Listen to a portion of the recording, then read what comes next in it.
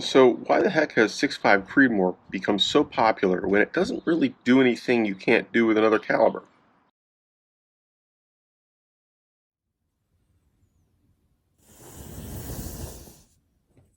Hey folks, welcome back to Bullets and Brass. We're filming outside today on the balcony. It is absolutely gorgeous. It is the 4th of July, and why the hell not? 6.5 Creedmoor gets a lot of love and a lot of hate. And most of the hate boils down to it doesn't do anything better than some other caliber. There's always a caliber that does whatever it is you're talking about better. For example, if you're looking for a flat shooting round, there are flatter shooting rounds. Plenty of them. That's not hard. If you're looking for a high sectional density round for hunting, there are other rounds that win. In fact, there are lots of other 6.5 rounds that win. I mean, hell, you could swap in a 257 Roberts for most of what you do with 6.5 Creedmoor. Works fine. Is it quite as flat shooting? Does it hit quite as hard? No. But 90% of the time, you're fine. Why did 6.5 Creedmoor suddenly become the absolute thing in less than 20 years? Because remember, 2007 to today, I mean, it's not a long time for a cartridge to become so popular.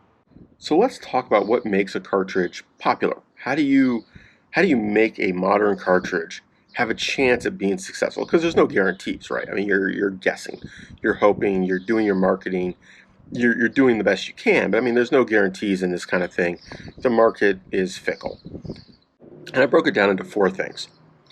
You have to fill a role that has a wide enough market. You can't be just the best short range brush gun. You have to be a general round. You have to be something that people are going to use in competition. People are going to use for hunting. People are going to use for recreation.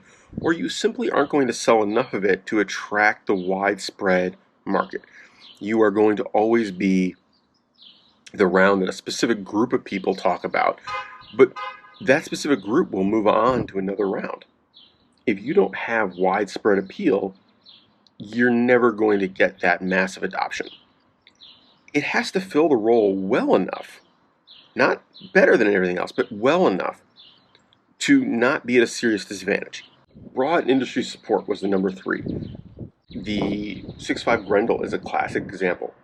When you see certain rounds not taking off, even though they do something really well, usually you can trace it back to the industry is not on board for various reasons.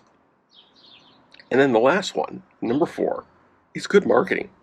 I mean, we love to hate on the fact that 6.5 Creedmoor is, every gun writer is using it, every gun tuber is getting them, and they're getting them sent to them to try out, and they're getting ammo provided, and it's in all the magazines, and it's in all the YouTube channels, and it's in all the shops. Well, the reason for that is marketing. They are pushing this caliber. They have been for, I mean, since 2006, really. And the idea really is you have to sell the caliber. If you don't, something else will win. It doesn't say that it must be better than the alternatives. There's nothing in there that says you have to be the best round for any of this. Nothing. You can be okay and succeed. If you're less capable in one area but more capable in another area, that's fine. You focus your marketing on the areas you're more capable in. Overall, these ways to succeed have not changed significantly since we switched from cap and ball, patched ball, shove it down the barrel with some powder, to modern day. The minute we went to a self-contained cartridge, all of these things held true. Because there were always competitions. There was always, if you look at early marketing, they were absolutely going head to head, fighting for dollars, fighting for market share. And if you're looking at that, you go, well, which ones won?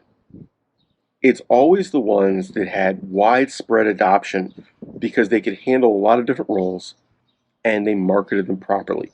So I think long term, we are going to see 6.5 Creedmoor still dominate for years to come. I think that you probably have another decade, maybe two, before it starts to fade. And it will fade because there will be a revolution in other hardware. pressure curves. We're seeing that with the 277 Fury. The available pressure will vastly increase, which will let them do more in a given size. And that will be the deciding factor.